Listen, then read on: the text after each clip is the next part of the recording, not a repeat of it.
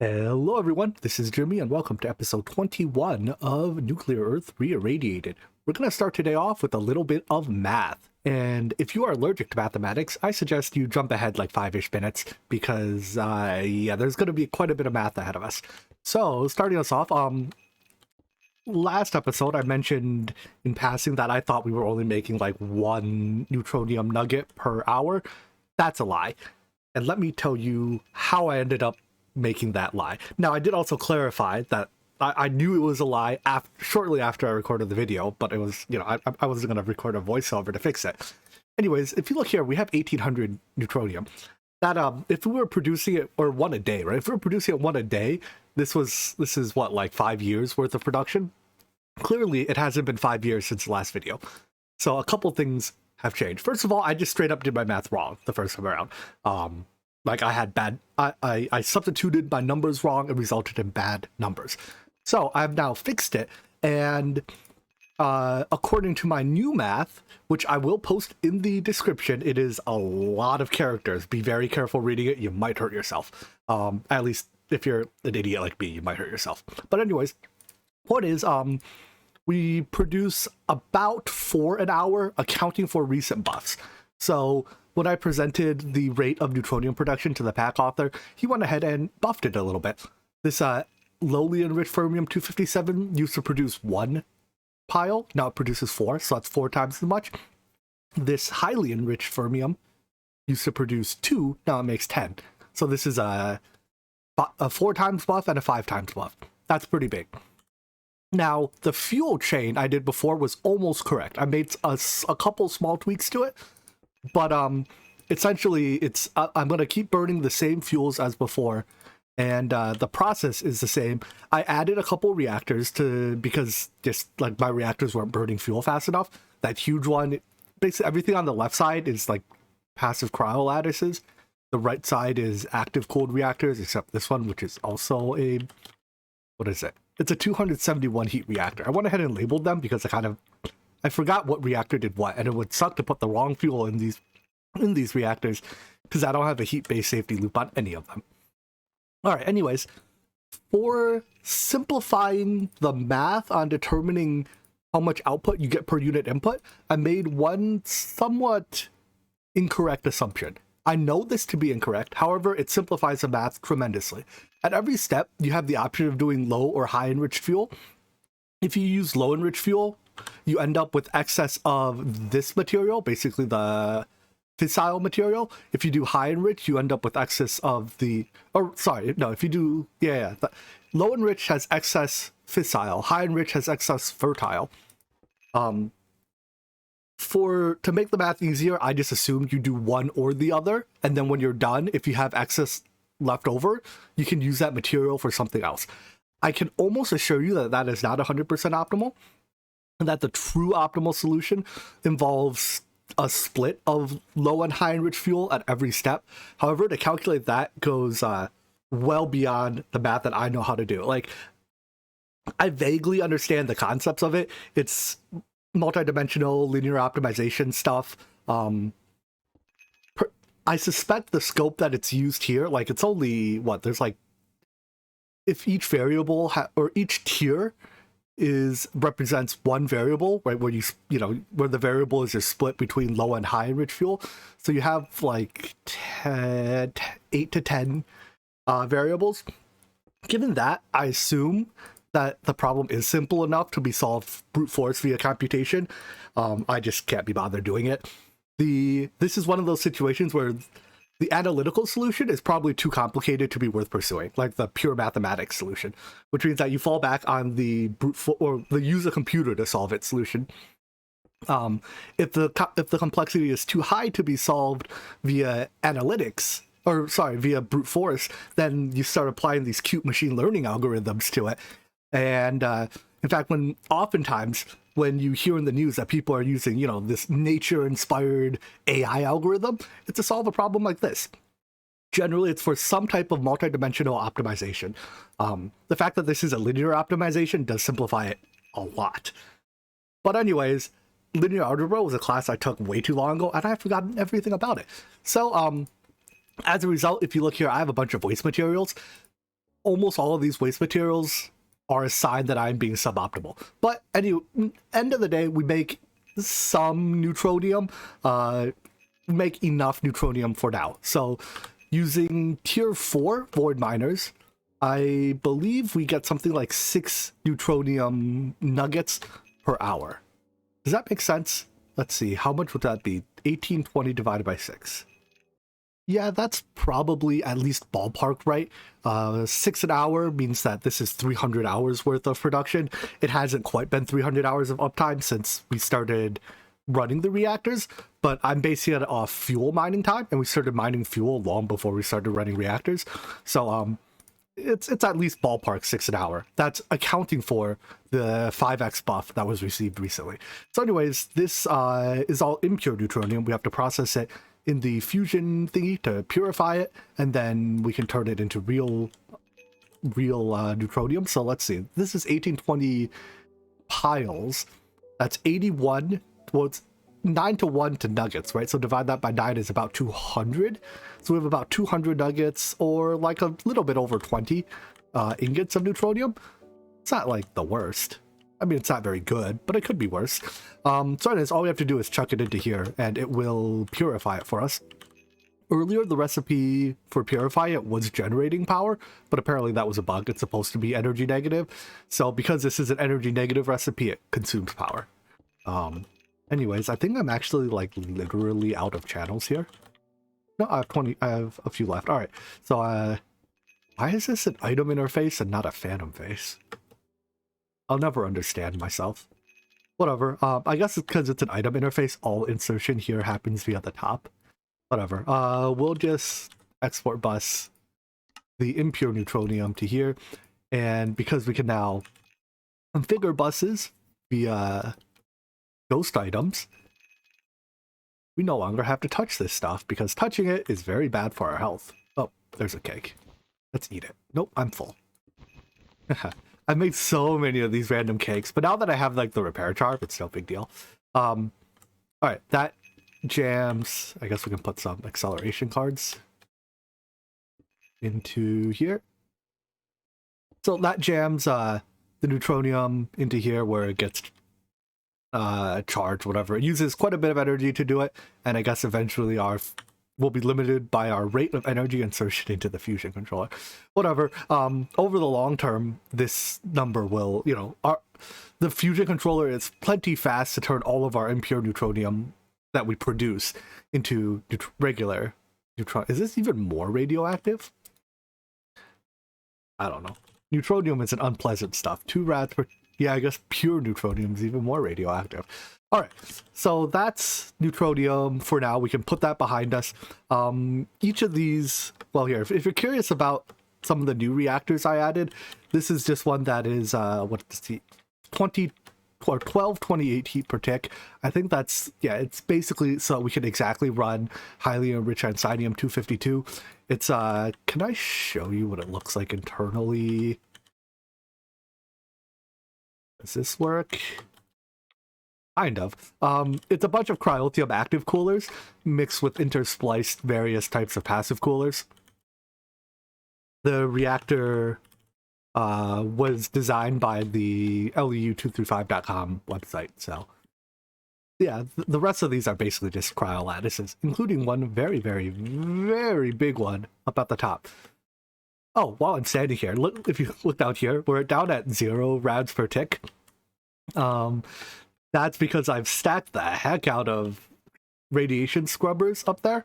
While we're running the super high tier fuels, this chunk gets absolutely irradiated. So I think if I didn't have radiation scrubbers and I was running this reactor for something like Fermium 257, I'd be getting 50 plus rads a tick, and that would kill you, within seconds. But apparently, if you stack enough radiation scrubbers, you're safe. So, funny enough, the most irradiated chunk in my base is also the safest one to stand in. Now onto the meat of today's video, I hope anyways. I would like to finish the process of upgrading our tier 4 miners to tier 5. So for that, we're going to need a whole bunch of Terra Steel. I'm going to actually take out some of this, make 31, I guess, more pieces of Terra Steel. It's I believe 8 per. Or sorry, 9 per. Yeah, 1 block of Terra Steel per tier 5. So this should make plenty of it. Oh, if I stand far enough away, will my magnet stop yoinking it? Come on, craft faster. Yeah, okay, it gets sucked into the vacuum chest, and that's fine. So that's our Terra Steel that we set up from last time. Now I need to do some stuff in Abyssalcraft to get to the next Abyssalcraft dimension to get its Abyssal Stone or whatever.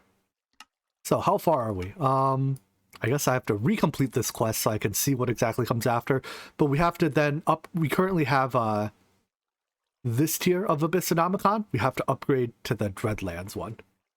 To do that, we once again have to click a whole bunch of mobs with our Staff of Rending.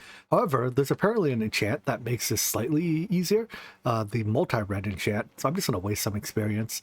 It also has sapping on it. According to JAI, multi-rend doesn't have levels, so I guess we got the best enchants we could. Good. This should presumably give us more than 1 energy per. We can also upgrade it to the next tier of the Staff of Rending. So we have the basic one. We can now go up to Abyssal tier, and I guess we can keep going from there too. It takes at least the Abyssal Necronomicon and these blocks. So let's go do that upgrade. I'm hoping we get to keep the upgrade that I literally just applied to that staff when it upgrades. Or sorry, the enchantment that we just applied when it upgrades. But I'm fully prepared to lose it as well. So, do your worst. Moment of truth. It looks like it kept the enchant. Very good. So now, oh, it even kept the partial progress. So now when we click these guys, we should get more than 1 energy per. Let's see. Right now, Abyssal Wasteland energy is 51. Hey, you don't have... How come I can't rend you? Let me rend you. Oh, you're normal zombies. I need Abyssal zombies. There we go. How much did I get off that? I got 5. Wow, that's quite an improvement. Now we come back to our red and purple dimension and rend some of these guys. I assume... Ooh, yeah. Ooh, they breathe fire. That's unpleasant. But we should get plenty of energy off them. I think we also have AoE rending, but that obviously requires guys to be grouped together to AoE rend them. They also set... Ow, they really hurt. Please don't hurt me. Yeah, they set me on fire for rending them. That's incredibly rude.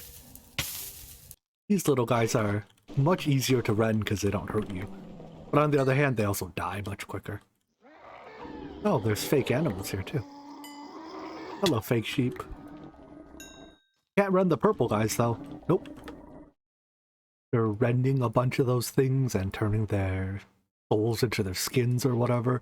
We can upgrade our Necronomicons. Oh, it looks like it does keep the P. It says it doesn't, but then when you actually craft it, it does. So I'm gonna at each tier I try to have 2 available so that one goes in the pedestal to charge, and then the other one I can read so that we can charge while we learn what to do next. Although I guess if I hold it in my hand, it also charges. Whatever. So the next step, I guess, is to try to make this gateway key. We can also upgrade our Staff of Rending one more time while we're at it. Yeah, so I have 2000 P. Let's head back to the Dreadlands, and upgrade our Staff of Rending just for funsies. Alright, staff, it's upgrading time. Oh, or not. What am I doing wrong? You have enough energy. It's 2000. I'm in the Dreadlands. I have a Dreadlands Necronomicon. 3 Dread Fragments, 4 Dreadstone, and a Shadow Gem. Yeah. Yeah. Why you no upgrade? Does it require a sacrifice? Am I blind? It's 2000, right? Not 20,000. Huh. I think the issue was that I didn't right-click my book once to bind it to me. Nope, definitely not what it was. Why? Out of curiosity, I'm going to try with a unenchanted one and see. Oopsies. Sorry. No, so it's not the enchant on the staff that's doing it. Alright, let's play a game. What's wrong with my items? We're going to look over them one by one. So we determined that it wasn't the enchant on the staff. It's a Shadow Gem 7989. It is exactly the item shown here. Dreadstone 7743/2. 7743/2. There's no MBT data on that. And Dread Fragment 7995. No MBT data on you. So the only thing I could see is that I have too little energy, maybe? I guess let's go try getting our other book, which by now should be fully charged. And maybe there's a missing 0 in the display for whatever reason. Oh, look at that. It spawned a Shogoth here at some point. That's why the ground's covered in poo-poo. Yeah, this one's fully charged. Do the thing. Nope. Snap the charge on the book. Alright, I got nothing. Forget it. We're not upgrading our staff. So the goal then is to make the gateway key here. This is... have to... Uh-oh, how do I get a dread-plagued gateway key? I have to make a transmuter, that's no big deal. But how do I get a dread-plagued gateway key? Do you tell me? No. Maybe the book will tell me? I suspect we have to get that item as a drop off this Chargoth boss, so it's the result of a new dangerous virus. We know all about that right about now. Some yada yada yada. And I think I saw that there was a ritual to summon him. Similar to the boss from the previous dimension. We have to make an altar, and then I don't know what exactly we do with the altar, but step 1 is making it. I don't think it's that complicated. I appear to have hit a bit of an impasse, so I'm sure I'm overlooking something, but in order to make Dreadium ingots, which is a part of these altars, the cloth is easy to make, but the ingots require, for now, either only transmutation from either the shard or the crystal. The shard's a mob drop, the crystal comes from crystallizing blocks of dread. Well, nope, not that way. Crystallizing something or another, but we can just get the mob drop variant for now. But in order to actually do transmutation, I need a transmuter. So the refined corallium I already have. This is just comes from these chunks and the ores that drop here. However, I don't know how to actually get this corallium brick. So corallium bricks are made from corallium stone, which is generated in a kind of like a water lava interaction, except it's antimatter and liquid corallium. Generates I don't know if you get the stone or the cobblestone variant, but either way, as far as I can tell, none of these natively world gen, and antimatter normally comes from world gen, in the overworld from the Abyssalcraft dimension or the Abyssalcraft biomes, but I've checked the Abyssalcraft biomes that we have and I haven't been able to find any antimatter in it. There don't appear to be any crafting recipes for antimatter, not for the bucket, not for the liquid or the cell or the tank. Potions don't really count. So yeah, I'm kind of lost as to how to get liquid antimatter. There's perhaps a hint in the Thaumcraft quest here. What I did was I literally searched everything in the pack for the word antimatter to look for hints. It says that, let's see, yada yada yada. It's likely that the supernovas produce many different types of matter. These could be antimatter, strange matter, yada yada yada. But this seems to imply that it generates somewhere in the world. I think I'm just going to give up on trying to find it. I was looking on the Abyssalcraft wiki, and they said that there's a crafting recipe for antimatter buckets. It doesn't show in JAI, so perhaps it doesn't actually exist. Maybe it was an older thing. But it says that you make iron in the shape of a boat, and you have water. I think the order was specifically water, lava, milk, and liquid corallium above it. It doesn't say exactly what goes where. So I've tried all the permutations of positioning here, right, in case it's position sensitive, and it doesn't make antimatter either. So I'm cheating myself a bucket of antimatter. So anyways, pour our antimatter down here, and I believe I should do it. Uh-oh, is it gonna just keep spreading? Did I not actually pick it up? Pick up my antimatter, come on. There we go, that's what I wanted to see. Corallium stone. With that corallium stone, we can now make ourselves the transmutator. Transmutator. Yes, there we go. Just the right number of syllables. And then I just set a wood farm. I switched the Enderman one briefly over to Dread Guards. So those are the guys that set you on fire when you hit them, because they drop these things. They also drop the armor, which I don't think is useful for anything, so I'm just voiding it all. For a second there, I thought that perhaps I could just take the armor and like reprocess it back into the ingot that it's made out of, right? Because it's indirectly made from the ingot anyways. I don't know, we couldn't do that. Anyways, now if I just toss this in here, oh man, the transmutator is slow. There's a couple other things too, but none of it's particularly exciting, I think.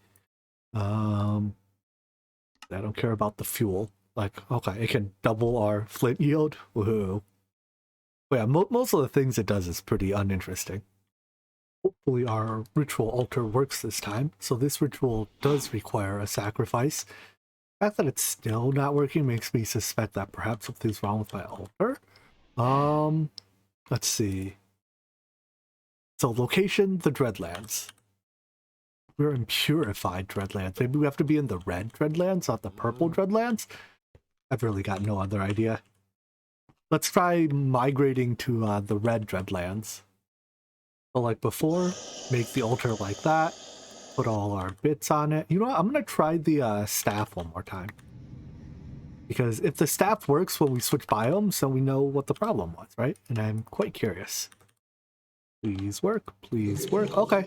So I guess when it says Dreadlands, it means the Dreadlands biome, not the Dreadlands dimension. Excuse me for getting that one confused. But now we have the upgraded rending staff. To make the top and the bottom of these, I do need 20,000 PE each. So I'm actually gonna, that's basically the entire book. Well, that literally is the entire book. So I'm gonna go start recharging this one that I just drained 2,000 out of while we go do the other ritual. Charge, please. Oh, this is an unpleasant place. Get me out of here. Let's start with the top half. Bye-bye, cow. And then we'll do the bottom half once my book is charged. I am a little bit concerned that the bottom half will use up my key, at which point I guess I just can't open new portals. And it's not a big deal, right? I've already opened all the portals I need until I make my next one. So, 20,000. Begin. Die. And give me the bottom half of the altar. I don't actually know how to use the altar, the Necronomicon isn't terribly clear about that, but I imagine we assemble it first by putting the bottom. Oh, you need to be within the Dreadlands Mountains. All right. Oh, come on. Are you serious? I can't pick that up. Let's make an Abyssal pickaxe.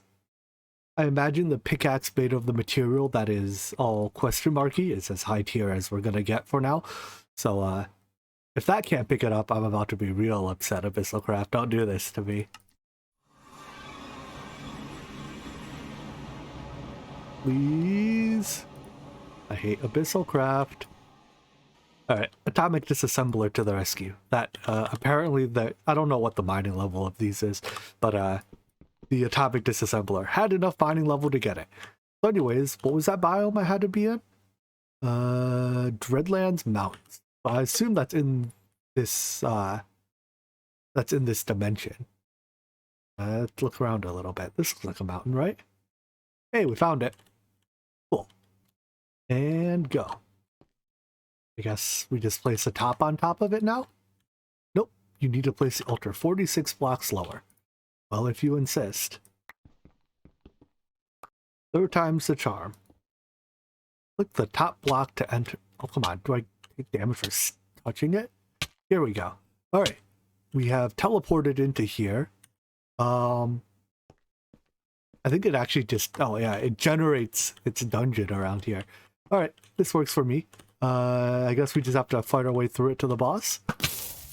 There's these guys that set us on fire. I hope I brought a lot of food with me. Very red. It's an incredibly red dungeon. Got the boss bar though. That's a good sign. Oh, come on. I should have brought a mega torch to prevent these mob spawns. That looks like the boss. Let's kill it. Oh my gosh, I can't see a thing. Ow! Ow! Do I have last stand? Yeah, that was a last stand proc. He one-shot me.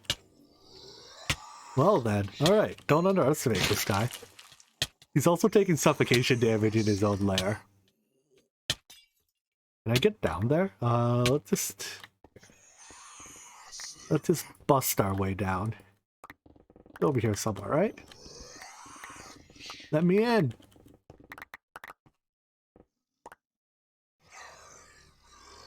I've got you now. I don't want to be here anymore. Maybe I should have made some real gear or something.